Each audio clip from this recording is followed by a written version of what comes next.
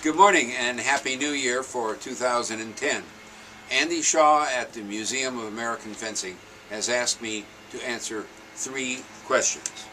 The first one is to describe the foil fencing game that led me to win the U.S. title in 1956. I think the basic thing to remember is that in '56, fencing itself was considerably different than it is now. The style and the technique used. I came from a club and from a maestro that was very heavily oriented into technique, and for all intents and purposes the game itself was very heavily technique. Footwork and speed were secondary. If you look at the people that were on the team, the people who were the real guns, they were all very heavily technically oriented. And that's not to say that we didn't have footwork, it's just that the prime responsibility and the effort was on technique. Particularly in the area of secondary intent. Whether you fenced foil or any of the orthopedic grips that were just starting to come in, the emphasis was generally upon a French technique of secondary intent and then a very strong second action. The second question was what was the game that led to the U.S. épée title, which I won in 1954 and then was again third in 1956. Giorgio Santelli, the great maestro, used to say that épée was just foil with a different target. And in some respects that's true. Épée was very, very oriented to blade control, rhythm, hanging on to the blade, not too many open actions.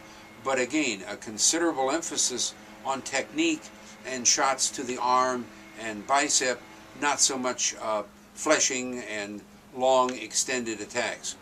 That, of course, has changed a lot. But again, in 1954 and in the 50s, anyone who was 6'4" was considered very tall. Now, if you look at the épée game, of course, 6'7", 6'8" is fairly ordinary, and that changes the game considerably. The third and last was what happened between my dear coach Eddie Lucia and I at the '56 title. In those days, we didn't have direct elimination.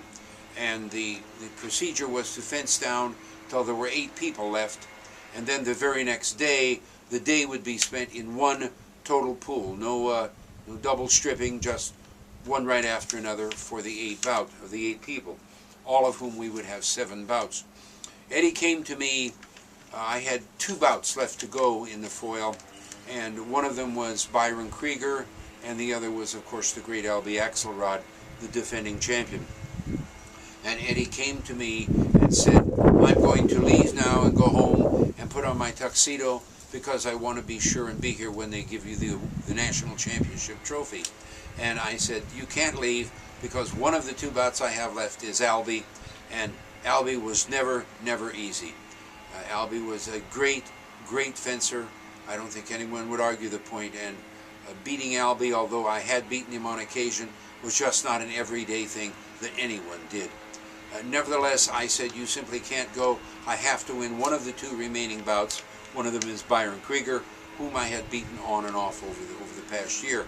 As I recall, Byron was from Detroit, so hadn't had the consistent advantage of training with those of us that would ultimately be on the team in New York.